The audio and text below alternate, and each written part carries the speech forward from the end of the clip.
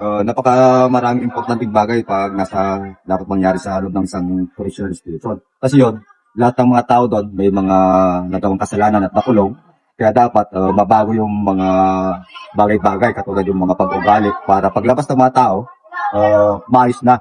Kaya number one, para matulungan natin yung mga nagkasala, huwag natin silang ituring na makasalanan. Gawin natin, baguhin natin yung mga nangyayari sa loob. Pero dyan, bigyan natin sila ng maayos na tulugan, maayos na pagkain, at then yung program na mabago yung behavior nila para paglabas nila, kaya na nilang humarap sa lipunan na bagong tao. Mahalaga ito para may disiplina at matulungan magbago ang mga PDLs.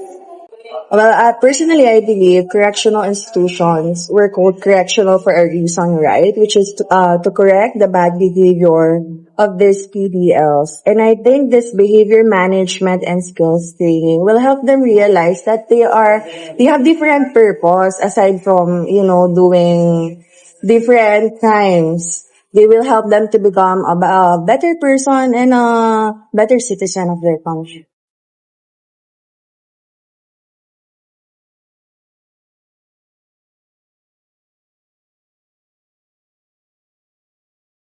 Siguro marami tayong dapat manggawin na approach sa kanila. Kasi kahit magbago na sila sa loob, kung paglabas naman nila, may mga kasi tao pa rin na nangungutya sa mga galing sa kulungan. Kaya dapat, pag nakalabas yung tao na at nabago na yung tao, dapat tayo mismo na nasa labas, tulungan natin sila na makaahon sa nangyari sa kanilang buhay. Lalo-lalo na, pag may mga nangyari kasi, pag sila nang galing sa kulungan at nakalabas na, nahirapan na sila makahanap ng trabaho. Ilang napalaking bagay. Tulungan natin sila makapaghanap buhay para maayos nila yung buhay nila, matulungan nila yung pamilya nila kasi hindi na sila muling gumawa ng kasalanan. No, it's not enough because I think they also need their family's moral support and also in the community. I think this behavior management and skills were already enough, especially in the Philippines.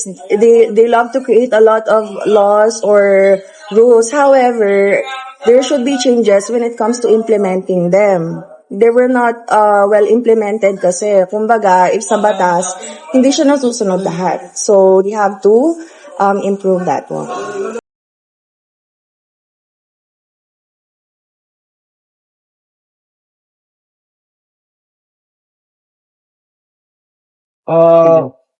Ang number one dyan, nakakatulong ang isang facilities sa isang bilanggo kung maayos yung mga pasilidad natin.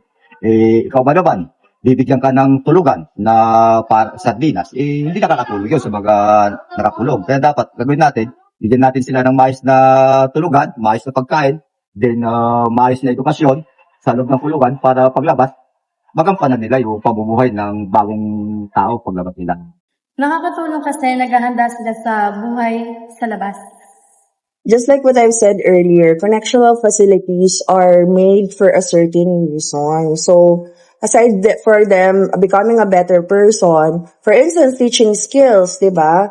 Once they get out or got out of those correctional facilities, they will find jobs or different interests that will suit what they want in life or their goals to help them again to become a better person, which is the goal.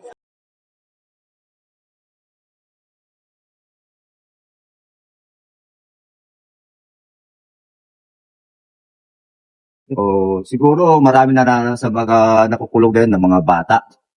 Siguro isipin natin yung may mga nakukulong na rin, 18 years old na pataas. No? Pag nasa loob ng kulungan, bigyan po sila ng mga knowledge katulad yung mga TISDA, yung mga welding, yung mga ibabang mga training para paglabas, makapagtrabaho sila ng maayos. Then, yung ibang programs pa regarding sa behavior nila, kung kailangan natin na yung mga psychologists natin na matulungan sila para kung ano man yung mga nangyaring nagawa na nila nung sa loob, mabago na para matulungan natin sila paglabas. Communication kasi sa kulungan it feels na like you're alone on your own, so you need someone na you can talk to every day. I think it's about economic skills or financial literacy. If you look into the Philippine setting, most of the crimes that were committed by these PDLs, it's about being a thief, nagnanakaw. It's because of poverty, which is one of the main issues of the Philippines. So if they were taught economic skills, learn new skills over time, not just about vocational ones, provided education, then they can better themselves. And financial literacy, know how to handle money, how to spend them, para mas ma-prevent yung kahirapan.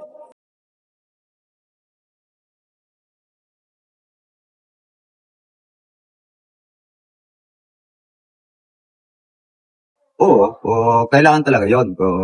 Kung may nakaagapay at nakabantay sa kanila at tinutulungan sila sa loob, yung behavior nila naayos na, yung mga training nila, natitignan lahat doon, nagagabayan silang mabuti.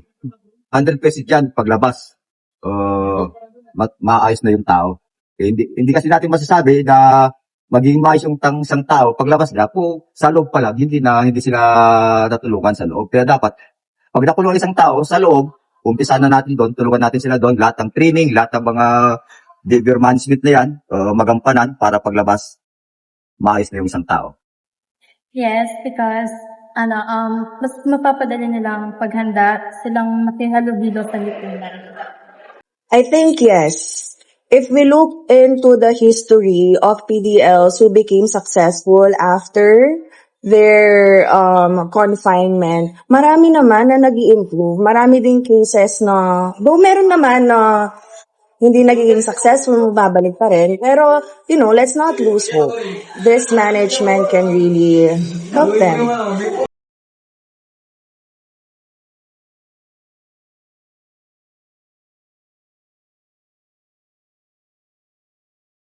Isang PDL paglabas na sa bilang.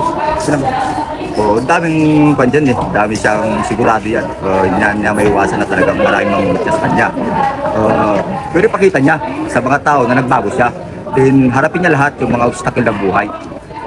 Naranasan niya ng makulong, mahirap makulong. Kaya dapat, total, naumpisan na niya na magbago. Dire-diretso na dapat. Harapin niya lahat kung ano man yung kwan. Huwag na siyang gumawa ng iba pa. Kasi ang isang pagkakabali, hindi na dapat pang magkabali. Dapat itama niya lahat yung pagkakabali.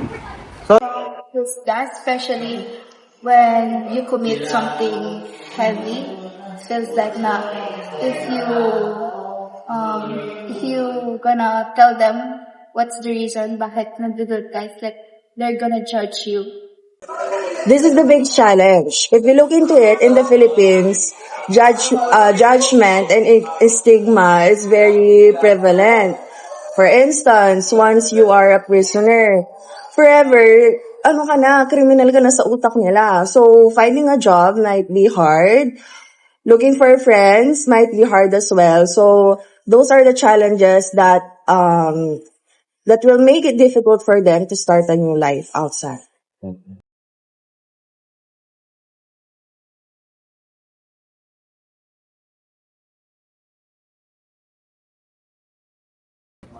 Rehabilitasyon na ang mas mahalaga dahil nagbibigay ito ng pagkakataon magbago.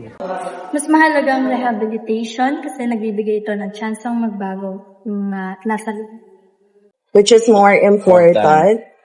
Well, punishment is important because it shows that you're not tolerating their actions. However, which is heavier for me is rehabilitation. Because isn't that the goal?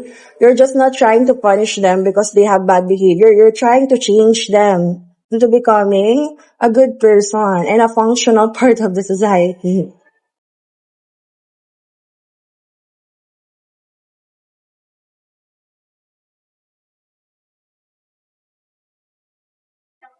Pag maayos ang isang koreksyonal at nagagampanan nila yung maayos na trabaho nila sa mga nakukulong na tao, maayos ang kalalabasan. Mayroong hindi naman natin sinasabing perfecto lahat. May mga bagay-bagay pa rin na mali.